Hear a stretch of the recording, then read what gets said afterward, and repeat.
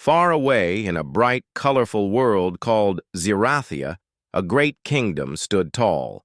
The kingdom was full of strange creatures with tall bodies, bright eyes, and shimmering skin. They lived in huge cities built of shining crystals and metal. The queen of this kingdom was wise and strong. She ruled with kindness and made sure her people lived in peace. The queen had one daughter. She was the princess of Zerathia, and her name was Lyra. Lyra was curious. She always wanted to learn about other worlds far away. She spent many nights looking at the stars, wondering what else was out there. One clear night, something strange happened. A loud noise came from the forest near the palace. It sounded like a thunder crash, but different. Lyra woke up and ran to the window. She saw a bright light moving fast across the sky. It looked like a falling star, but bigger and brighter. Then it hit the ground with a big boom. The queen and the royal guards quickly gathered. Lyra wanted to go outside and see what had happened. The queen allowed her, but told her to be careful. Lyra stepped out into the cool night air. Smoke and dust rose from the forest where the light had landed. As she walked closer, she saw a small, strange machine. It looked broken and burned. Near it lay a man. He was very different from anyone Lyra had seen before. He was short and had skin that was light and soft, not shiny like the Zerathians. His hair was brown and messy. His eyes were warm and kind, but they looked tired and scared. Lyra called out softly, "Are you okay? Who are you?" The man looked up slowly. "My name is Ethan," he said in a voice that sounded tired but gentle. "I come from a world called Earth." Lyra had heard about Earth before, but never thought she would meet someone from there. She helped Ethan stand and brought him to the palace. The queen was shocked to see the strange man.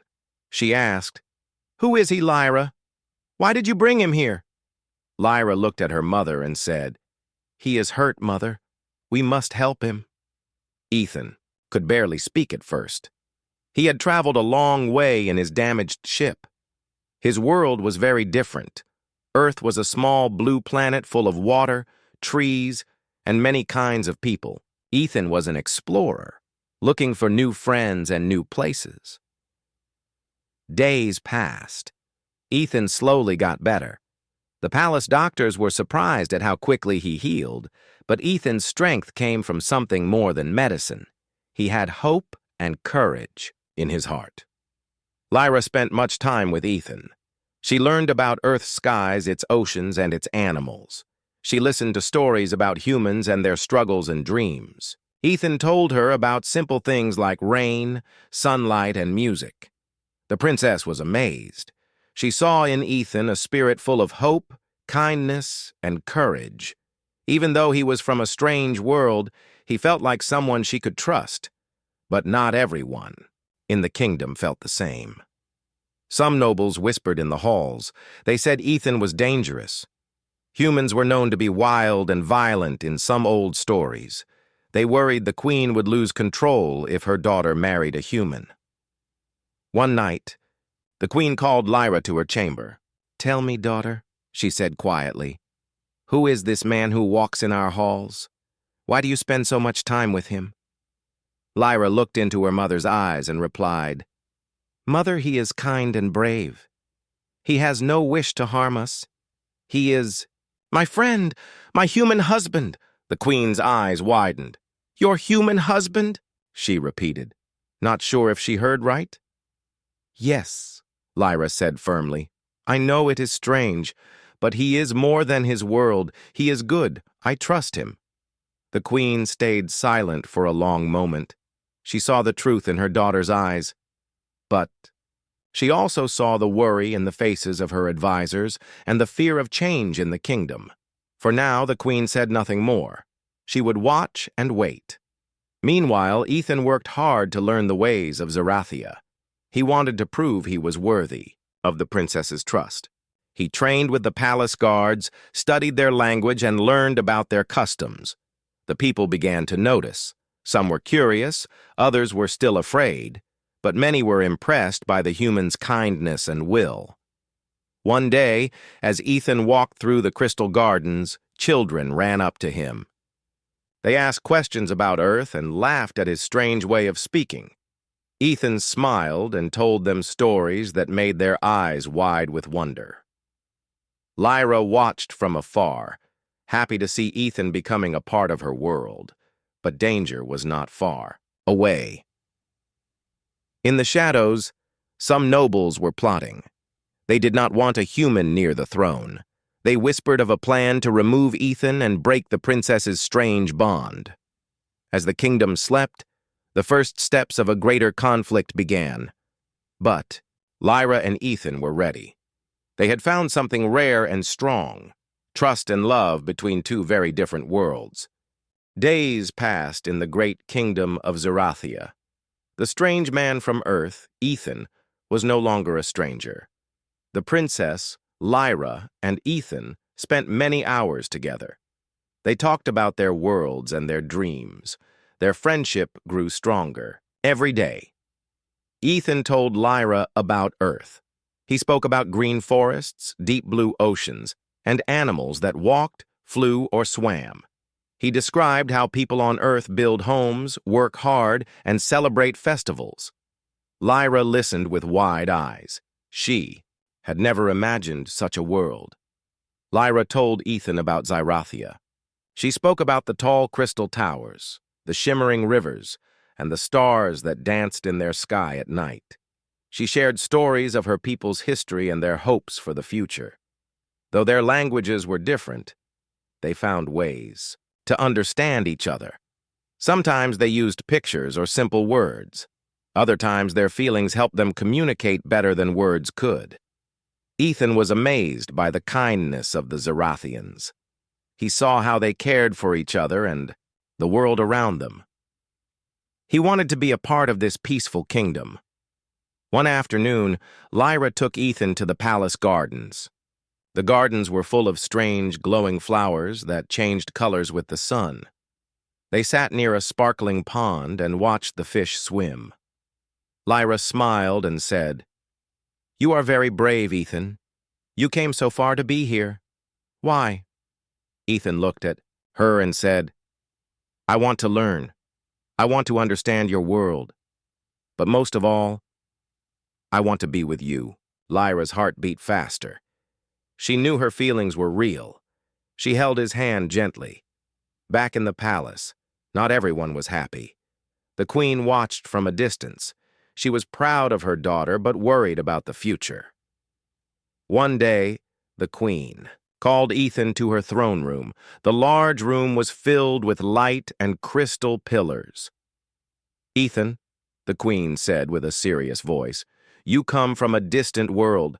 Our people do not know you. Many fear you. Why should we trust you?" Ethan bowed his head respectfully. "Your Majesty, I understand your fears. I am different, but I have no wish to harm your kingdom. I want to learn and to help. I promise to respect your people and your laws." The queen studied Ethan carefully. She saw honesty in his eyes. She nodded slowly. "We will watch you closely. Actions speak louder than words." Meanwhile, some nobles whispered in secret. They did not like the idea of a human living in the palace. They said humans were dangerous and unpredictable. They wanted the princess to forget Ethan and marry someone from Zerathia. One noble named Varric met with others in a dark room. "This human is a threat," Varric said. "If the princess marries him, our kingdom will lose its way. We must stop this before it is too late." Others nodded. "But how?" one asked. "We will find a way," Varric said with a cold smile. Unaware of the danger, Lyra and Ethan grew closer. They shared dreams of a future where their worlds could be friends. They believed love could break all barriers. One evening, they watched the stars together. Lyra pointed to a bright star and said, "That is where your home is, Ethan." Ethan smiled. "And this is my home now." Suddenly, a loud noise broke the calm. Guards ran past them, shouting. Intruders in the palace! Lyra and Ethan stood, quickly. They followed the guards to the main hall, where a group of masked figures tried to enter. Ethan felt fear, but also courage. He stepped forward. I will protect the princess. With quick thinking, Ethan used his knowledge of Earth's technology to help the guards. He found ways to block doors and warn the palace. His actions surprised everyone. The intruders were stopped and captured. The queen came to the hall, her face serious but proud. You saved the princess and the palace, she said to Ethan. You are braver than many here. Lyra smiled and held Ethan's hand. I told you, Mother. He is my human husband. He is strong and kind. The queen looked at her daughter and then at Ethan. She knew this was only the beginning. There would be many challenges ahead, but for now, a new bond had been made between a princess and a human, between two worlds. The kingdom was changing, slowly but surely. The great kingdom of Zerathia was calm, but deep inside the palace, tension grew. The story of Ethan, the human, spread quickly. Some people in the court were happy about the new friendship between Lyra and Ethan, but many others felt worried and doubtful. The queen called a meeting of her closest advisors and nobles. They gathered in a grand hall filled with light and shining crystals. The queen's voice was calm but strong as she spoke. My people, she said, we face a new time. A man from another world lives in our kingdom. He is called Ethan. My daughter says he is her husband. This news has made many hearts anxious. We must decide what this means for Zerathia. Varric, one of the oldest nobles, stood up. His face was serious and his voice firm. Your Majesty, this human is strange. To us. We know little of his world. Humans are said to be wild and dangerous. His presence may cause trouble for our people. Another noble, Solara, spoke softly. I believe Ethan has shown courage and kindness. He saved the princess and our kingdom from harm. Perhaps it is time to open our hearts to new friends. The queen listened to both sides. She knew this decision was not easy. The people trusted her to protect their home and their future. After the meeting, whispers spread through the palace halls. Some nobles met in secret. They did not want a human near the throne. They feared change and loss of power. Varric met with his followers. We cannot allow this human to take the princess's hand. If he becomes prince, our traditions will fall. One follower asked, But the queen supports him? Varric shook his head. The queen is wise but also cautious. We must show her the dangers before it is too late. Meanwhile, Ethan continued to learn the ways of Zerathia. He studied the customs and rules of the court. He wanted to prove he was worthy of Lyra's trust and the queen's respect. One day, Ethan met with the palace teachers. They showed him ancient scrolls and told him stories of the kingdom's history. Ethan was fascinated by the beauty and wisdom of the Zerathians. Lyra was proud of Ethan. She saw how hard he worked to fit in and be accepted. She stood by his side and supported him. But one afternoon, trouble came. A noblewoman named Mira approached. Lyra quietly.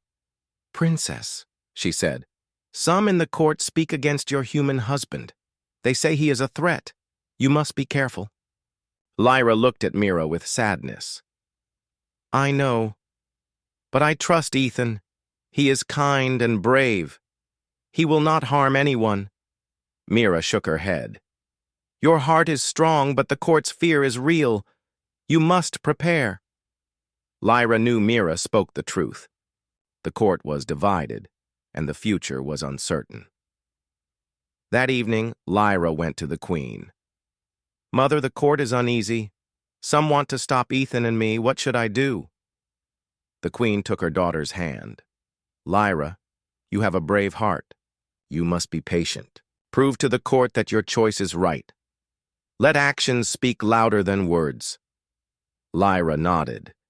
She knew the path ahead would not be easy. In the days that followed, the queen decided to hold a public gathering.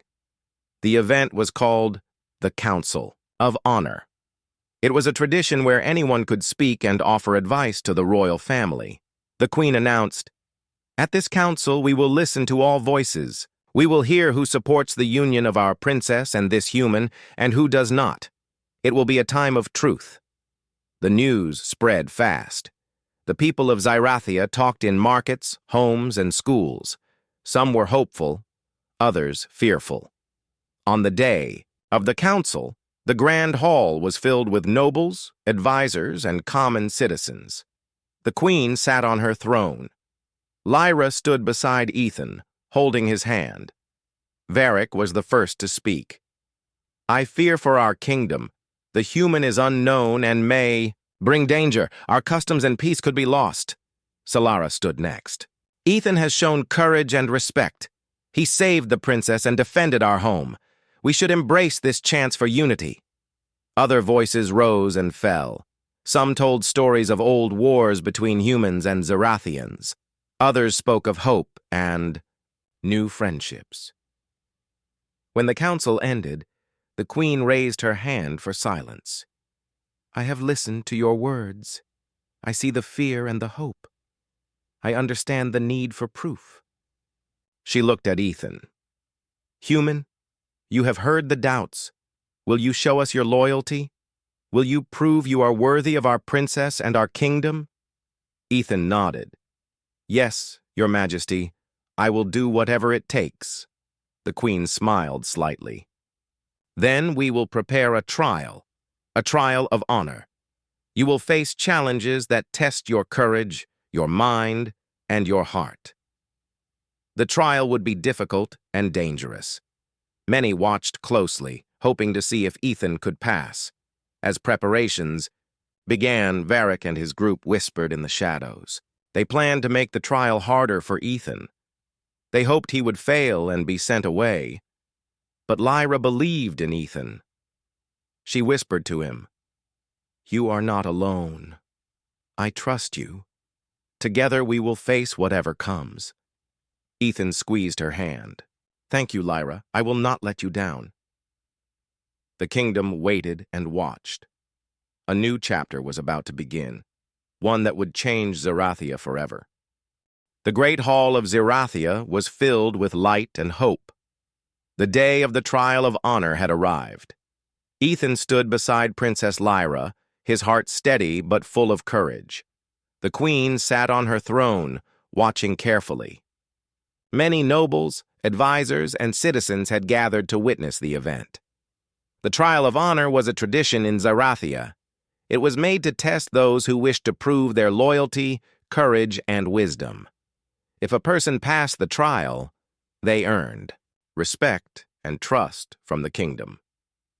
If they failed, they would be sent away. Ethan knew this was his chance to show everyone who he really was.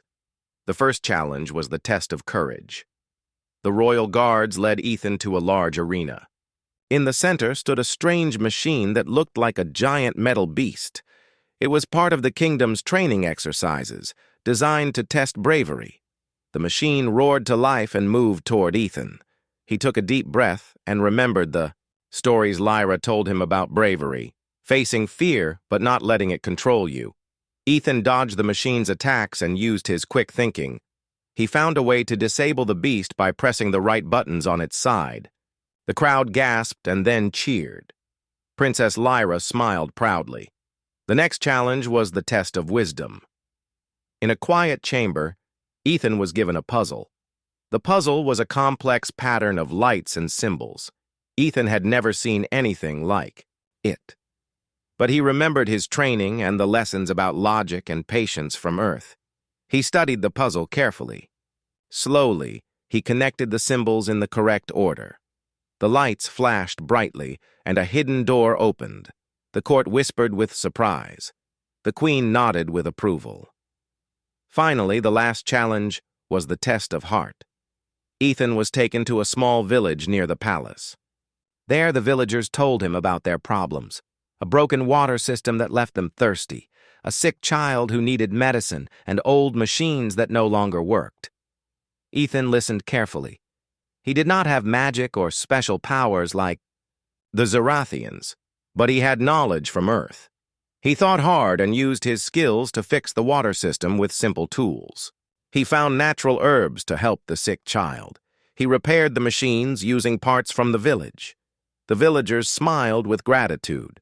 They saw Ethan's kindness and care. Back at the palace, the queen declared, "Ethan has passed the trial of honor.